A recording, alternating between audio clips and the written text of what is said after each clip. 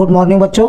आज हम कक्षा 10 गणित की क्लास में द्विघात समीकरण के अंतर्गत प्रश्नावली 4.2 को देखेंगे। बच्चों पहले भी बता चुके हैं कि द्विघात समीकरण वे समीकरण कहलाते हैं जिसमें दिए हुए चर की घात सबसे बड़ी 2 होती है, वो द्विघात समीकरण कहलाते हैं, जैसा कि कल बता भी दिया गया था। अब आज हम पढ़ेंगे प्रश्नावली 4.2। जैसे कि प्रश्न नंबर 1 आपका है कि गुणनखंड विधि से निम्नलिखित समीकरणों के मूल ज्ञात कीजिए। इसे दूसरे शब्दों में भी कह सकते हैं कि निम्नलिखित द्विघात समीकरणों को हल कीजिए या मूल ज्ञात कीजिए। एक और बात की चर्चा करते हैं कि द्विघात समीकरण के बच्चों कभी कभी एक नंबर में पूछ लिया जाता है कि कितने मूल होते हैं, तो द्विघात समीकरण के 2 मूल होते हैं। अगर आपका 3 घात का समीकरण है तो 3 मूल होते हैं। कहने का मतलब ये है कि एक दिए हुए चर की जितनी ही घात होगी उसके उतने ही मान होंगे और वे ही मूल कहलाते हैं। चूँकि द्विघात समीकरण में दिए गए चर की सबसे बड़ी घात 2 होती है, तो इसलिए द्विघात समीकरण के 2 मूल होते हैं।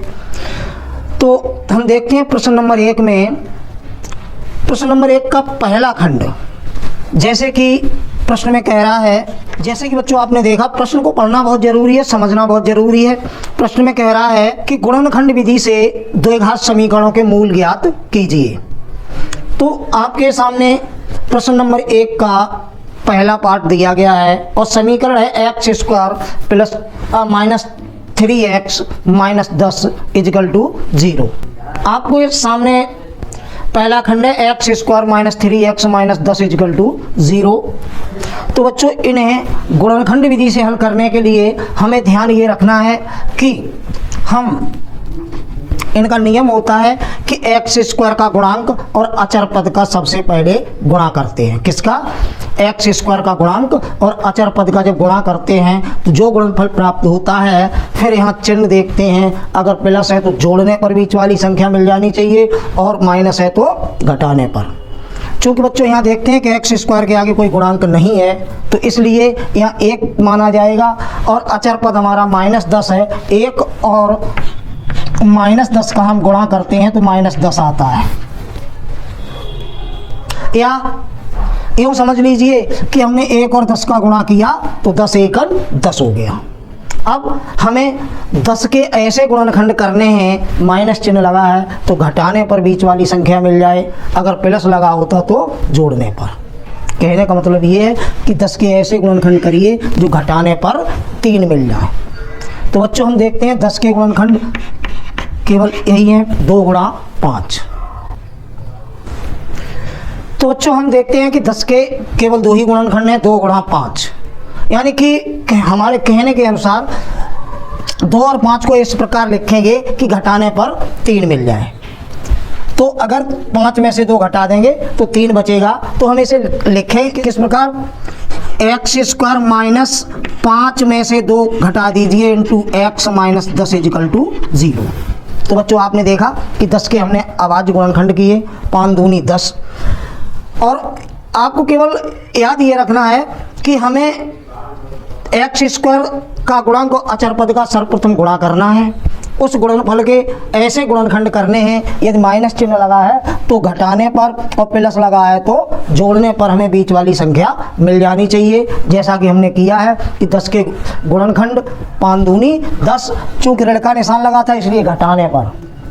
अब आगे इस ब्रैकेट को हटाएंगे तो बच्चों ध्यान रखना है, यदि ब्रैकेट के आगे माइनस चिन्ह है तो ब्रैकेट जब हटेगा तो ब्रैकेट के अंदर का चिन्ह परिवर्तन हो जाएगा। चूँकि x का गुणा हो रहा है तो ये 5x हो जाएगा, माइनस माइनस का गुणा plus 2x minus 10 equal to 0। तो हमने इस प्रकार देखा कि हमारे 4 पद हो गए हैं। प्रथम 2 पद से हम देखते हैं तो x हमारा कॉमन आ रहा है। जब x कॉमन आ रहा है तो हमारा बचेगा x माइनस 5 और प्लस इन दोनों से 2 कॉमन आ रहे हैं, क्योंकि 2 का भाग 10 में 5 बार चला जाएगा, तो x माइनस 5 इक्वल टू 0। तो अब हमने देखा बच्चों इन दोनों पदों से x माइनस 5 कॉमन है। जब x माइनस 5 दोनों पदों से कॉमन ले लिया तो यहाँ से x बचेगा और यहाँ से प्लस का 2 इक्वल टू 0। तो इस प्रकार बच्चों अब हम पहले इस ब्रैकेट को ले लेंगे, x माइनस 5 इजकल टू जब 0 होगा तब x की वैल्यू 5 होगी, और जब x प्लस 2 बराबर 0 होगा तब x की वैल्यू माइनस 2 होगी। तो इस प्रकार बच्चों हमने देखा कि x square minus 3x minus 10 के मूल हमारे आ गए हैं, एक तो 5 है और एक माइनस 2 है। नीचे लिख सकते हैं, अतः मूल बराबर 5 ऋण 2। बात करते हैं समीकरण सेकंड, आपका इसी प्रकार है। तो बच्चों प्रश्न नंबर 1 में खंड दूसरे की बात करते हैं, तो हमारा ये समीकरण है 2x square plus x minus 6। जैसा कि बच्चों बताया गया आपको कि हम सबसे पहले x स्क्वायर का गुणांक और अचर पद का गुणा करेंगे। इस प्रश्न में आपके x स्क्वायर का गुणांक 2 है और अचर पद 6 है, तो 2 और 6 का गुणा करेंगे तो आपका गुणनफल आएगा 6 दूनी 12। बच्चों इसमें करना कुछ नहीं है, कुछ ही बातें याद रखनी है कि सबसे पहले हम ये देखते हैं कि x स्क्वायर और अचर पद का गुणा करते हैं, उस जो गुणनफल प्राप्त होता है उसके ऐसे गुणनखंड करते हैं। यदि अचर पद से पहले माइनस का चिन्ह लगा है तो घटाने पर बीच वाला पद मिल जाना चाहिए, और यदि अचर पद के आगे प्लस का चिन्ह लगा है तो जोड़ने पर। जैसा कि प्रश्न में आपको दिखाई दे रहा है कि अचर पद के आगे माइनस का चिन्ह लगा हुआ है, अतः ये निष्कर्ष निकलता है कि हम सबसे पहले एक्स स्क्वायर के गुणांक और अचर पद का गुणा करेंगे जो 12 आए हैं, 12 के ऐसे गुणनखंड करेंगे जो घटाने पर बीच वाला पद मिल जाए, यानी कि 1 मिल जाए।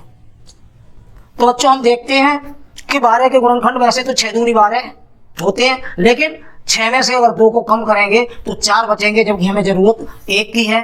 आगे बढ़ते हैं तो 4 3 12 मिलता है, और जैसा कि बताया गया है कि घटाने पर हमें 1 मिलना चाहिए, तो 4 में से जब 3 घटाएंगे तो 1 मिलेगा। अतः हमें इन्हीं गुणनखंडों की जरूरत है कि 12 के वो गुणनखंड कौन से हैं, 4 और 3। तो देखते हैं 2x स्क्वायर और प्लस घटाने पर बात है तो 4 minus 3 into x minus 6 equal to 0। तो ये 2x स्क्वायर प्लस 4x और माइनस का 3x होगा माइनस 6 इक्वल टू 0। बच्चों जो ब्रैकेट के आगे प्लस चिन्ह होता है तो ब्रैकेट के अंदर जो चिन्ह होता है वो परिवर्तित नहीं होता है। इस प्रकार हमें ये 4 गुणनखंड मिल गए, 4 पद मिल गए हैं। प्रथम 2 पद से हम कॉमन संख्या लेंगे तो देखते हैं कि जब गुणांक की बात आती है तो 2 का भाग 4 में चला जाएगा, अतः 2 लघुत्तम कॉमन आ जाएगा आपका। और x की बात करते हैं तो दोनों में x सम्मिलित है, अतः 2x हमारा कॉमन आ जाएगा। तो देखते हैं जब 2x हमारा कॉमन आया है तो यहाँ से केवल x बचेगा और प्लस 2 का भाग 4 में 2 बार जाएगा, x हमारा कॉमन है, यानी कि x प्लस 2 पहले 2 पदों से कॉमन आ गया। यहाँ से माइनस चिन्ह कॉमन होगा और 3 का भाग 6 में 2 बार चला जाएगा, अतः यहाँ आपका 3 कॉमन होगा। तो 3 जब कॉमन लेंगे तो x, और ध्यान ये रखना है जब माइनस चिन्ह कॉमन लिया है तो आने वाला चिन्ह परिवर्तन हो जाएगा, माइनस है तो प्लस में हो जाएगा, प्लस है तो माइनस में। तो चूंकि माइनस लगा इसलिए प्लस हो गया, 3 का भाग 6 में 2 बार गया बराबर 0। बच्चों ध्यान ये भी रखना है कि कॉमन लेने के बाद ब्रैकेट में जो संख्या बचेगी वो समान होगी। ये समान आपकी आ रही है तो आपका प्रश्न सही दिशा में जा रहा है। इस प्रकार हम देखते हैं कि अब दोनों से x प्लस 2 कॉमन ले लेंगे, और जब x प्लस 2 दोनों पदों से कॉमन लिया तो पहले पद से 2x बचा और दूसरे से माइनस 3 बराबर 0। जैसा कि पहले खंड में आपको बताया गया था, गुणनखंड ज्ञात करने के पश्चात हम पहला ब्रैकेट लेंगे, x प्लस 2 बराबर जब 0 होगा तब x बराबर माइनस 2 होगा, और जब 2x माइनस 3 बराबर 0 लेंगे तब 2x बराबर 3 हो जाएगा, और तब x की वैल्यू 3/2 हो जाएगी। नीचे हम लिख सकते हैं अतः मूल बराबर -2 और कॉमा 3/2, x के दोनों ही मान लिख देते हैं। तो इस प्रकार बच्चों आपने देखा कि इस प्रश्न नंबर 1 का सेकंड पार्ट हमने सबसे पहले एक्स स्क्वायर और अचर पद का गुणा किया, गुणनफल 12 आया, 12 के ऐसे गुणनखंड किए घटाने पर 1 मिल जाए, तो 4 3 12। इस प्रकार हमने हल किया तो x की 2 वैल्यू निकल के आई जो इसके मूल कहलाएंगे। x बराबर -2 और x बराबर 3/2। तो बच्चों प्रश्न नंबर 1 में खंड 3 की बात करते हैं। हमारा द्विघात समीकरण है √2x² + 7x + 5√2 = 0। ऐसे प्रश्न बच्चों बोर्ड की परीक्षा में अक्सर पूछ लिए जाते हैं। ये प्रश्न भी आपका CBSE परीक्षा 2013 में पूछा जा चुका है। करना कुछ नहीं है बच्चों, केवल हमें ध्यान ये रखना है कि सबसे पहले x² के गुणांक का और अचर पद का गुणा करना है, जैसे कि हम पहले ही बता चुके हैं। तो हमारा यहाँ x² का गुणांक √2 है और अचर पद 5√2 है। इनका हम गुणा करते हैं तो 5√2 और इंटू √2 = आपका 5 और गुणा, अगर वर्गमूल के चिन्ह के अंतर्गत कोई भी संख्या समान है तो अगर उनका गुणा करते हैं तो केवल वर्गमूल का चिन्ह खत्म हो जाता है, संख्या वही बनी रहती है। तो √2 का √2 में जब गुणा किया तो आपका 2 आ गया। तो इस प्रकार 5 दूनी 10 हो गया। तो बच्चों जैसा कि बताया गया है कि 10 के हमें ऐसे गुणनखंड करने हैं, चिन्ह लगा है प्लस का, जोड़ने पर बीच वाली संख्या मिल जानी चाहिए। तो 10 के गुणनखंड 5 दूनी 10 होते हैं और 5 में 2 जोड़ेंगे तो 7 मिल जाएंगे। तो हम आगे लिखते हैं √2x² + 5 + 2 + 5 कर दो। 5 + 2 भी लिख सकते हैं और 2 + 5 भी लिख सकते हैं। हमने अपनी सुविधा के अनुसार 2 + 5 और इंटू x + 5√2 = 0। जैसा कि पहले बताया जा चुका है कि √2x², इस ब्रैकेट को खोल देंगे, ब्रैकेट से पहले प्लस का चिन्ह है इसलिए चिन्ह परिवर्तन नहीं होगा। 2x + 5x हो जाएगा + 5√2 = 0। बच्चों एक चीज क्लियर करने के लिए एक लाइन और लिख देते हैं कि हमें इसमें कॉमन क्या लेना है। तो कॉमन लेने के लिए एक सुविधा के लिए हम ये लिख देते हैं √2x² प्लस, हम 2 को √2 गुणा √2 लिख देंगे, क्योंकि √2 का √2 में जब गुणा करेंगे 2 हमारा प्राप्त हो जाएगा, इंटू x + 5x और + 5√2 = 0। तो इस प्रकार बच्चों हमने देखा कि पहले 2 पदों से अगर देखें तो हमारा √2 दोनों में सम्मिलित है, x भी सम्मिलित है, अतः √2x हमारा कॉमन आ गया। शेष क्या बचा? x + √2, x यहाँ से बचेगा और ये पूरी संख्या कॉमन थी तो ये √2 बचे। इसी प्रकार हम जब दूसरे, तीसरे और चौथे पद की बात करेंगे तो हम देखते हैं कि हमारा दोनों में 5 जो है उभयनिष्ठ है, कॉमन है। तो संख्या क्या बचेगी? x + √2 बराबर 0। बच्चों जब कॉमन लो तो यहाँ ये जरूर देख लेना कि ब्रैकेट में संख्या समान आनी चाहिए। यदि संख्या समान आ रही है तो हम ये निश्चित कर लेते हैं कि सवाल हमारा सही दिशा में जा रहा है। यहाँ पर अब आपके 2 पद रह गए हैं, इन दोनों पदों में से x + 2 कॉमन आ रहा है। जब x + √2 कॉमन लिया तो पहले पद से √2x बचा और दूसरे पद से प्लस का 5 बचा। इस प्रकार बच्चों ये गुणनखंड हो गए आपके। अब हम वैल्यू निकालेंगे तो x + √2 = 0, तो x बराबर -√2, और जब √2x + 5 = 0 होगा तब √2x बराबर -5 होगा और तब x बराबर -5/√2 होगा।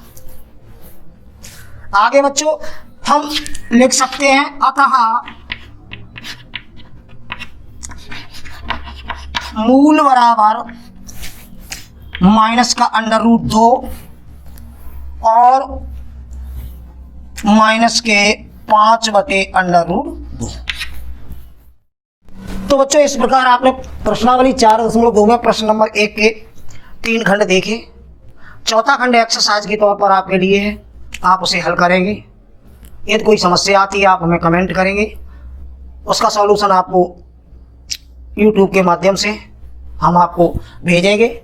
इसके चौथे और 5वां पार्ट आपके लिए एक्सरसाइज के लिए है।